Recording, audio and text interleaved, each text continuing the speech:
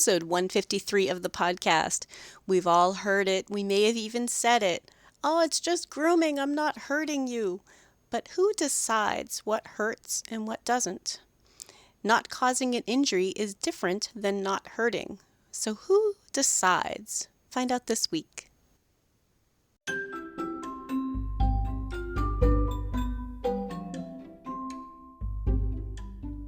You're listening to the Creating Great Grooming Dogs podcast. I'm Chrissy Newmeyer-Smith. I'm a certified professional groomer, a certified behavior consultant for canines, a certified professional dog trainer, and the owner of Happy Critters in Nashua, New Hampshire. And this, my friends and colleagues, is the podcast where grooming and training meet.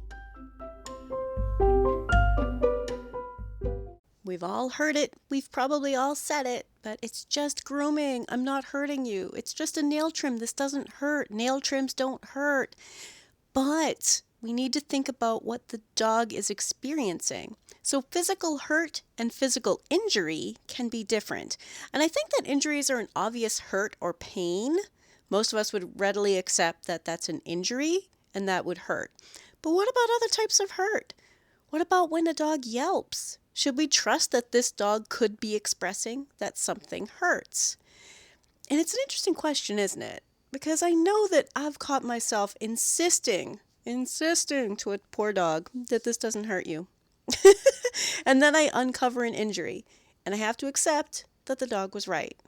It's time to eat some humble pie and accept that I can't always know if something hurts or not. And I think that we sometimes assume that the process on a normal dog in a normal time would not hurt. So therefore, this dog is just being dramatic. And don't we do that? We do. I know I have been there. I'm just totally going to accept that. I'm admitting it. I've been there where I'm thinking that couldn't possibly hurt you. However, who can possibly know if something hurts? And that's the dog. The dog that we're working on is truly the only one who knows. Now, that dog may or may not try to give us clear signs that something hurts. And some of that is due to past experience. So imagine this dog is scared and they're really, really too scared to really even show you how they feel. And that's frozen, that freeze. Or maybe they've learned through experience that no one's going to listen or pay attention to anything subtle, so they jump straight to behaviors meant to make it stop or to make us go away. Now, what are those behaviors? To add distance, to increase distance between us. What are some of those behaviors we might see? Whether it's pain or not, if it's hurt or not, or injury or not, that could be a dog who's afraid and just saying, I'm not having any of this. And my past experience says that this is going to be scary. So if they're trying to make us go away, how do they do that? Well, those could be things like growling. That could be trying to break free, squirm away.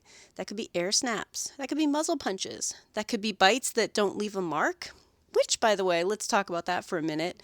Bites that don't leave a mark aren't a dog who missed. He didn't miss. I think that that's a really common thing that we're like, whew, boy, glad he didn't connect there. That's a dog who is choosing to not connect. That's a dog who is still trying to not hurt you. Don't push that dog further. They're telling you, I'm fast enough to get there. I'm choosing to not hurt you. So, as a side note, I just figured I'd mention that there.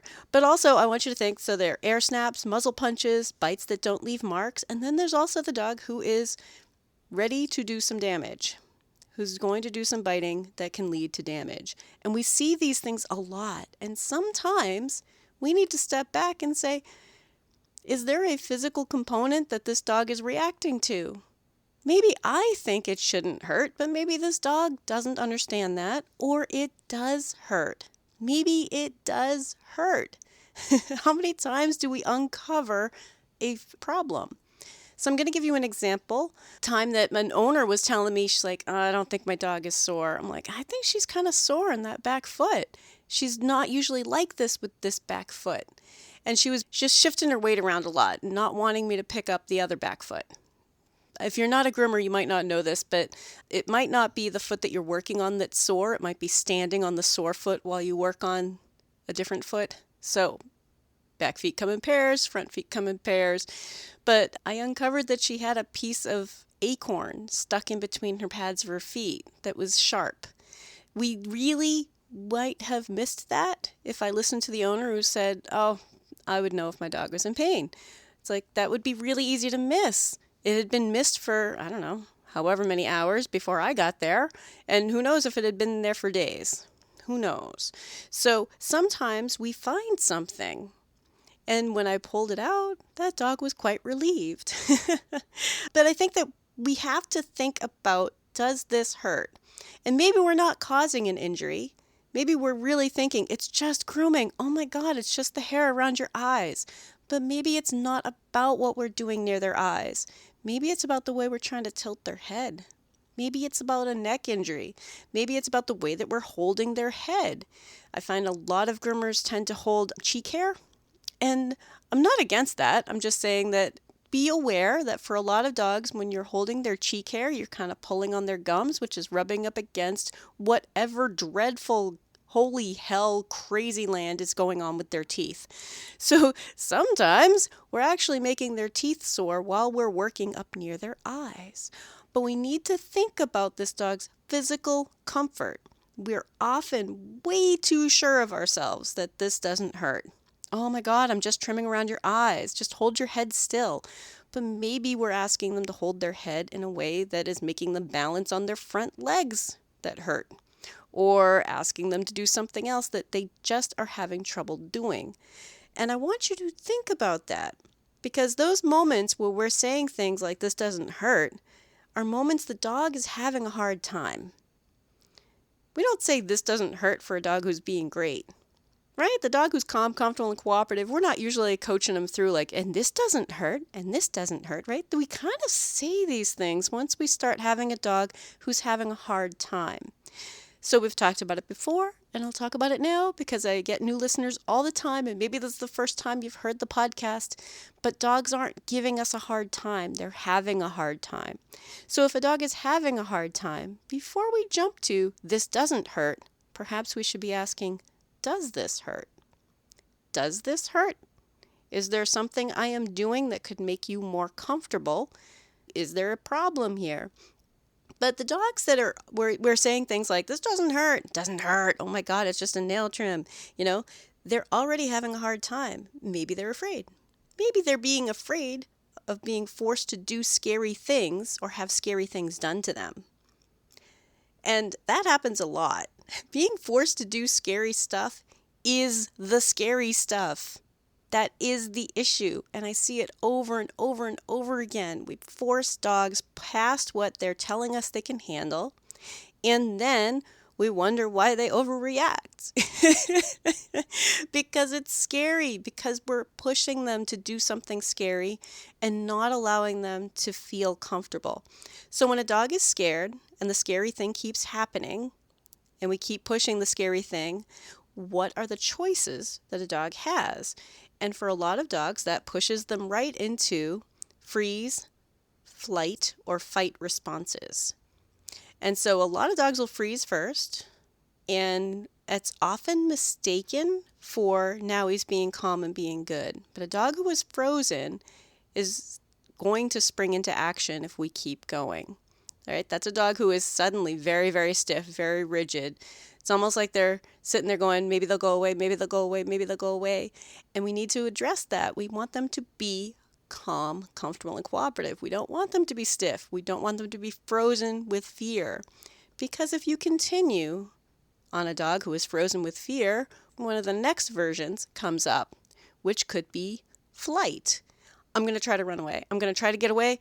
Frozen didn't work. And they're not making this as a logical decision. Their body takes over. Their adrenaline pumps up. They have more blood going to their muscles. They're moving around. They're like, I'm going to just get out of here, just get out of here. And if we block them getting out of there, which is often when we're saying things like, this doesn't hurt. It doesn't hurt. Oh my God, it's just a nail trim. It's just a nail trim. I just need to get your tail. I just need to pick up your tail. It's just cleaning your bum, whatever it is. If we are still continuing to push them through without calming them down, they're very likely to jump to the next step, which is fight. Not because they're even thinking it through, because we have pushed them into panic. So now they're going to fight with us. And we're still chanting things like, it doesn't hurt. I don't understand why he's like this. Cleaning bums doesn't hurt, but maybe lifting his tail does hurt. Or maybe holding his tail while he struggles away from you causes him discomfort. And in the next part, we're going to talk a little bit more about that discomfort because I think that you're going to be able to relate to it when I give you some examples. If you're enjoying this podcast, please remember to subscribe so that you don't miss any episodes and tell all of your friends. Let's imagine that we are working with a dog who's struggling. They started flailing around, now they're air snapping at us, maybe they're trying to bite us, and we're holding them still and we're like, oh my God, why is this dog like this? It doesn't hurt. Now, I know many of you don't do that because you've been listening to the podcast for a long time and you have lots of other experiences that say this is not the best way to groom animals. But it is still so common in dog world, so we need to talk about it. I have definitely been there. I was not always the groomer and trainer that I am today.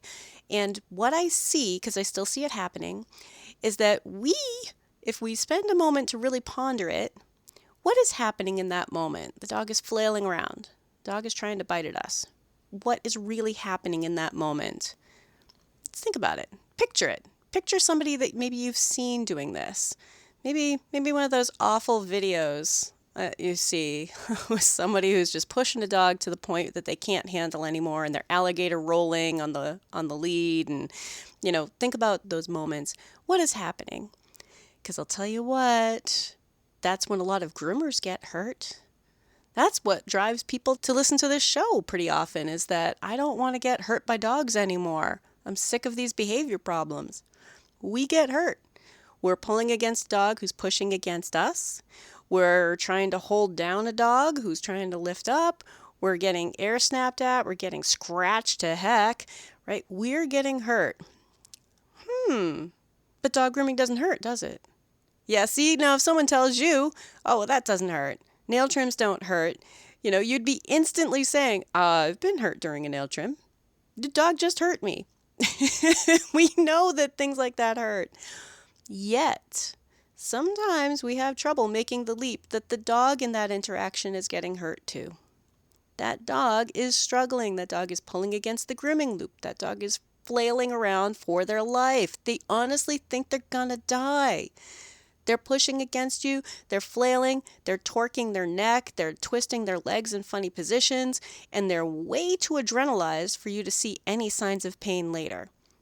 They are having an episode that could hurt them, and we are provoking it. We are, because it's not emergency medicine.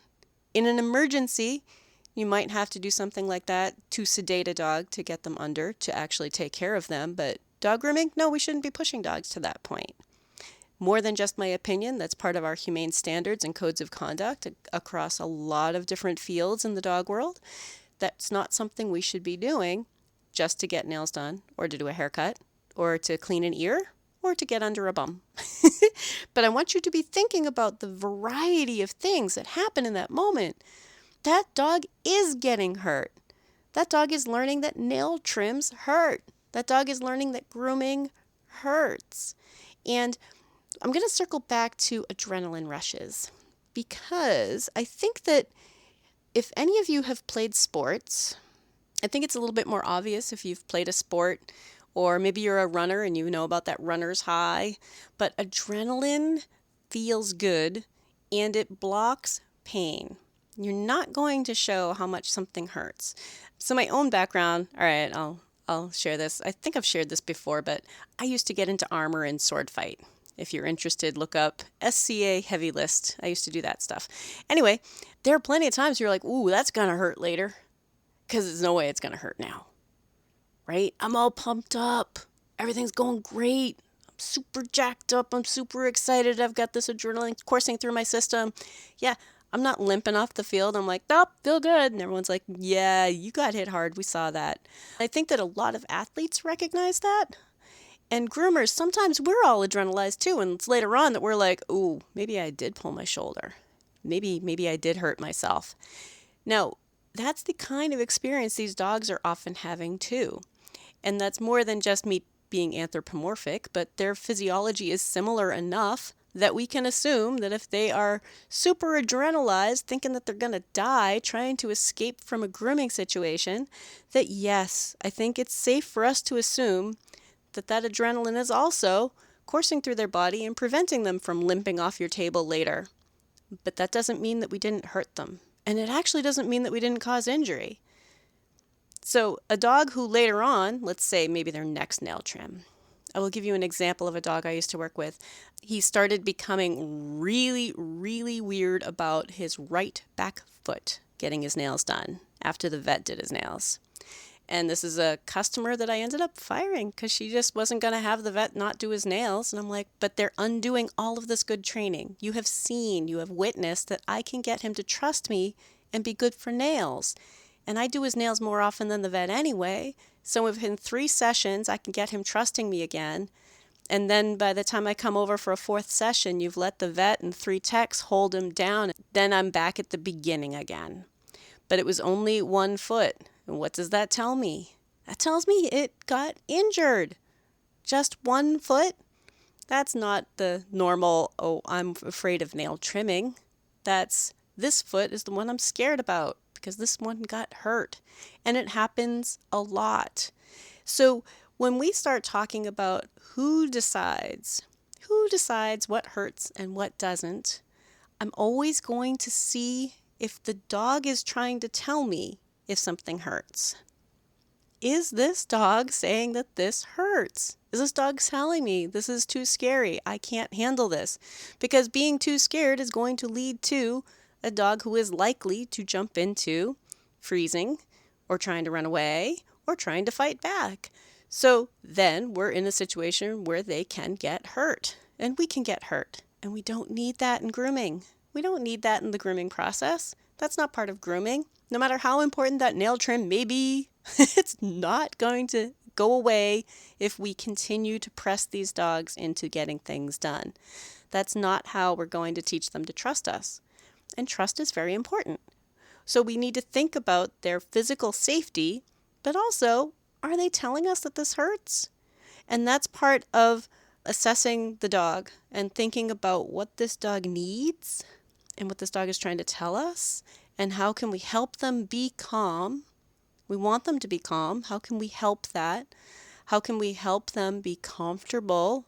Physical comfort, like I said, maybe it's the way we're tilting their head to get around the eyes done. Maybe it's the sound of something that's very, very loud and the owners forgot to tell you that he has an ear infection that you haven't noticed yet. So maybe there's something physical happening. That would be comfort. And cooperative. We want them to cooperate with us, and that means we meet them halfway. We meet them part way. It's not obedient, it's cooperative, which means they cooperate with us and we cooperate with them. So if a dog is trying to tell you, I am uncomfortable with this, then we need to circle back and take a look and see how we can help them be calm, comfortable, and cooperative. Because we are accidentally hurting animals if we're pushing them past what they can handle. And it happens all the time. And our modern practices have shown us over and over and over again that in most cases, I can't say all cases, but in most cases, we can teach dogs to be good for grooming. So shouldn't that be the process we're looking at? Shouldn't we be thinking, I'm going to teach you how to be good? Now, I know what always happens is someone out there, this is the first time listening to the podcast, and they're like, great, tell us how. And I don't have 2-minute answer. Like, oh, and this is how you teach them to be good. So my 2-minute answer for how to teach them to be good is for us to take full responsibility of setting the mood, setting the tone, and being aware of what this dog is comfortable with and building on their comfort. What we're doing every time we work with a dog is we have to think about, is this dog comfortable with this or not? And how can I help them be comfortable for the future? Even if it means we don't do a pretty trim today, even if it means we don't do all of the nails on that foot. Maybe it means that we're going to spend a little bit of time just getting them used to the way we have to hold for nail trimming on that foot. So I want you to think about each of the things that we do with a dog on any given day plants a seed. And is that seed that we're planting today going to give us a dog who is comfortable in the future? Or are we actually planting a seed for something that we're going to weed out later? So if that helps you at all, even though it's the 2-minute answer for something that obviously takes a lot more time to explain, but every interaction we are planting a seed. Are you growing weeds in your garden? Or are you growing something that you actually wanted to have, like beautiful roses or tomatoes? So if we're thinking about the moment right now is going to tell us a little bit about how this dog feels about being groomed in the future, then it's a little bit more clear. We want to help them be calm, help them be comfortable, and we want them to cooperate with us. And if they act like maybe something is scary or something hurts, then it's scary or it hurts, and we should take their word for it. And okay, that's totally my opinion, but I think that I'm going to stand by that. If they act like it's scary, then it's scary for them. If they act like it hurts, then I'm going to assume that it hurts them. And just making those assumptions can really change the way that the whole interaction plays out. If you'd like more information, you can find me at Chrissy@happycritters.net, happycrittersdogtraining.com, or you can join the Facebook group, Creating Great Grooming Dogs podcast, or the Facebook page, Creating Great Grooming Dogs. I really look forward to hearing from you. If you're ready to go beyond the podcast, and I hope you do, I've made it really easy for you. If you go to creatinggreatgroomingdogs.com and click on your next step, you'll see all of the options. There's the Scholar Lounge community, there's the Modern Grooming Professional certification, there's Master Canine Stylist and Professional Canine Stylist diploma testings, there's the Behavior Lab for coaching and private one-on-one sessions with me, and of course the Master Groomer Behavior Specialist program. So go to creatinggreatgroomingdogs.com and click on your next step.